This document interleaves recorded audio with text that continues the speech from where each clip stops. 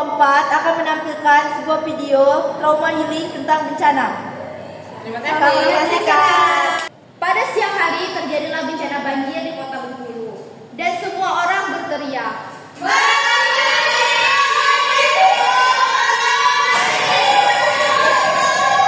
Tak lama kemudian, setelah berakhir dari kejauhan, terlihatlah seorang ibu tampaknya mencari anak-anaknya.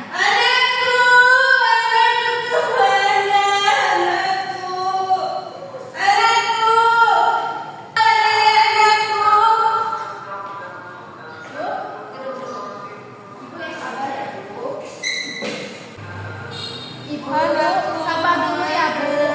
Tolong tenang. Siapa nama anak ibu dan berapa umurnya? Umurnya 7 tahun, dia tadi sama saya. Kami paham perasaan ibu. Kami sudah meminta bantu tim SAR untuk mencari anak ibu. Mereka sedang mencari di sungai, Bu. Ibu istirahat dulu sebentar biar kami cari Rifki ya, Bu. Gak mau, saya mau anakku. Bu, airnya sangat deras. Kalau ibu turut, tampak biasa hanyut. Ibu kuat. Kami bantu cari ya, Bu. Anakku. Ibu sini, Bu, tegak dulu. Ibu beri peluk saya ya, Bu ya. Ibu beri peluk saya biar kami cari. Kami gak akan berhenti, Bu, sampai Rifki ketemu. Ibu doakan ya Rifki dari sini supaya cepat ketemu. Dia pakai apa, Bu? Baju apa? Baju warna putih. Baik, Bu, kami akan memulai mencari ke arah sana. Ibu tunggu di sini. Kami meminta tolong warga sekitar juga bantu. Mohon Ibu tetap tampak aman ya, Bu ya, dan doanya. Kami lakukan yang terbaik untuk Ibu supaya Rifki cepat ketemu. Ibu yang sabar. Di sini Ibu istirahat dulu, biarkan tim SAR dan warga untuk mencari anak Ibu. Pada suatu hari terjadi bencana gempa di Kota Bengkulu dan semua orang berteriak.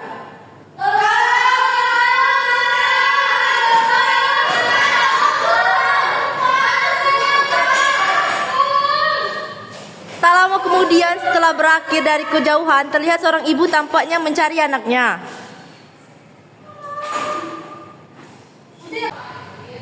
Baik, assalamualaikum Ibu. Perkenalkan saya perawat Dina. Saya dari posko. Sebelumnya, apakah boleh saya duduk di samping Ibu? Iya, silakan. Saya lihat Ibu tampak sedih. Apakah Ibu mau cerita sedikit kepada saya? Iya, saya mau cerita sedikit, Bu. Boleh? Boleh. Semuanya hancur, rumah saya hancur, anak saya hilang, keluarga saya hilang, saya tidak tahu.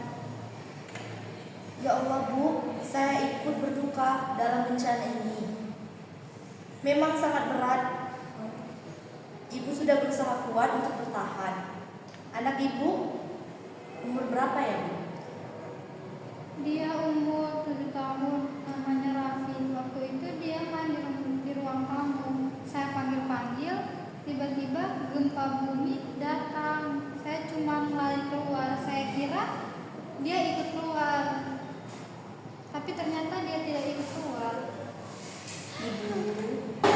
Ibu sudah berusaha kuat. Saya tahu ini sangat menyakitkan. Tidak apa Ibu menangis. Saya menyesal, Bu, kenapa saya lari keluar dan tidak mencari anak saya terlebih dahulu. Ibu jangan menyesal. Ibu jangan menyalahkan diri sendiri. Saat ini semua terjadi begitu cepat.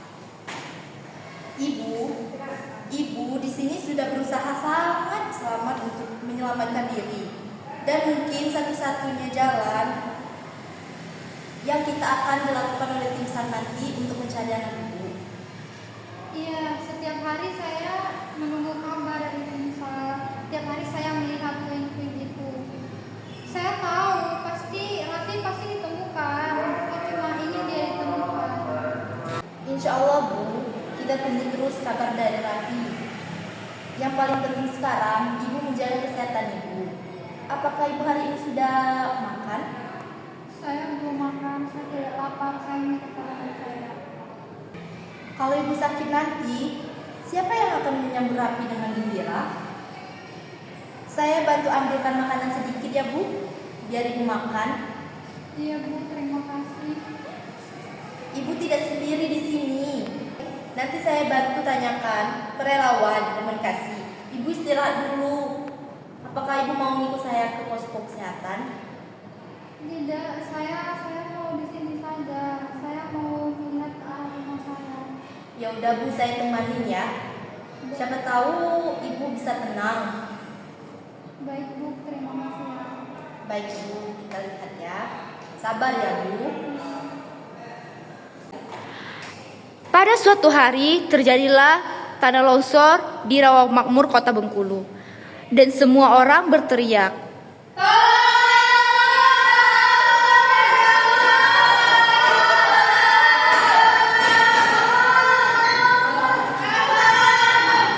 Tak lama kemudian, setelah berakhir dari kejauhan, terlihatlah seorang ibu tampaknya mencari anak-anaknya.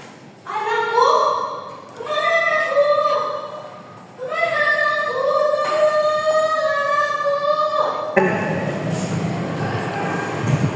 Selamat pagi Ibu Sari, apakah boleh saya duduk di sini sebentar menemani Ibu? Silakan Bu. Maaf, saya sedang tidak bisa berbicara.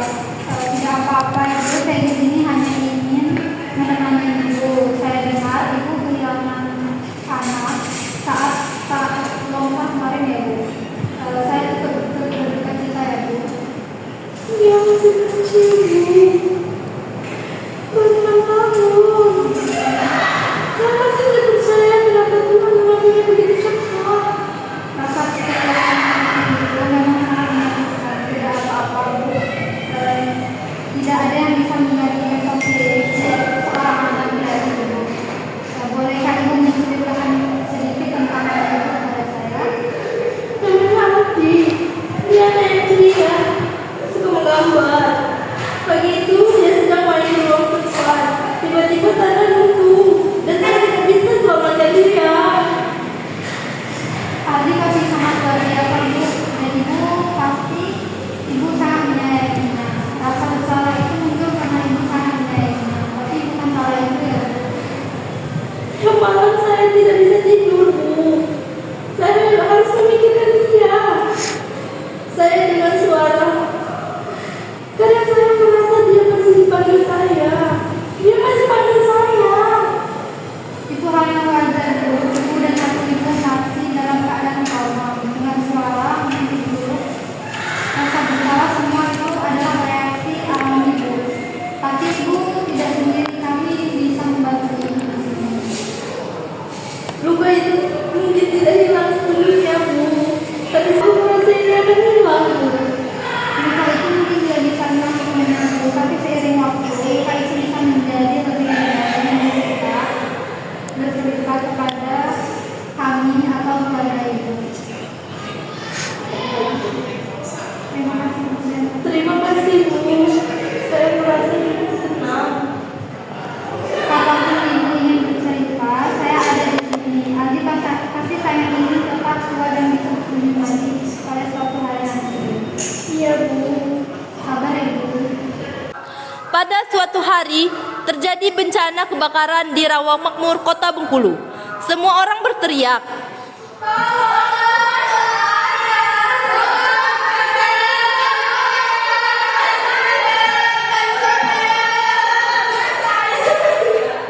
Tak lama kemudian, setelah berakhir dalam kejauhan, terlihat seorang ibu tampak mencari anaknya.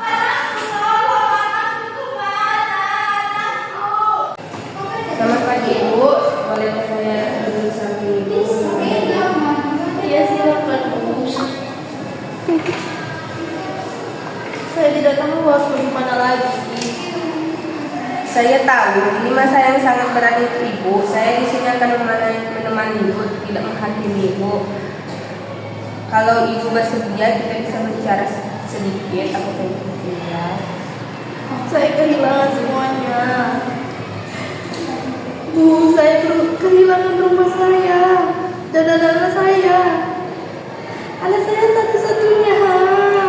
Saya turut berduka yang sedalam-dalamnya ya Bu. Bagaimana anak itu itu yang sangat dalam. Wajah ibu bersedih, hancur, marah, bingung sekarang. Tidak ada yang benar untuk merasakan dalam situasi ini. Saya merasa gagal sebagai seorang ibu. Seharusnya saya bisa menyelamatkan anak saya. Perasaan bersalah itu sangat manusiawi, Bu. Tapi ingat, kebakaran itu terjadi begitu cepat. Banyak hal yang di luar kendali ibu. Ibu sudah melakukan yang terbaik di situasi ini. Setiap malam saya dengar tangisan dalam mimpi. Saya takut saya akan kehilangan akal. Trauma itu bisa hadir dalam banyak bentuk, termasuk mimpi buruk dan rasa takut. Ibu tidak sendiri, kita akan menghadapi bersama-sama perlahan. Boleh saya ajak ibu untuk latihan pernapasan sederhana supaya hati ibu dan pikir ibu lebih tenang? Boleh Bu, saya ingin bisa bernapas tanpa merasa sakit. Mari kita mulai ya Bu. Tarik napas pelan-pelan, buang dari mulut. Tarik napas 3 kali pelan-pelan, keluar dari mulut. Saya terus menemani ibu dan kami juga akan menghubungi ibu dengan komunikasi dukungan. Ibu tidak sendiri, anak ibu selalu ada di hati ibu. Dan kita akan bantu ibu untuk pelan-pelan pulih ya Bu. Terima kasih ya Bu. Saya belum kuat, tapi saya akan coba. Ya Bu, yang ibu yang sabar ya Bu. Kalau ibu membutuhkan saya, pasti saya ada di sisi ibu. Ya Bu, terima kasih. Baik Bu. Pada siang hari terjadilah bencana gunung meletus di Curup dan semua orang berteriak.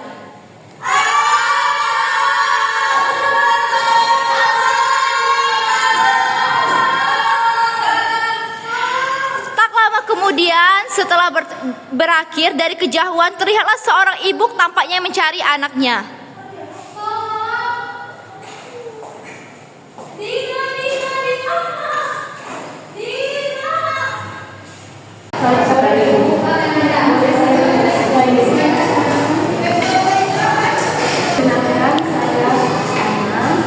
Dari tim relawan yang membantu. Nama saya Sari, saya tinggal di Timbulan. Sekarang Anda sudah tidak ada semuanya di rumah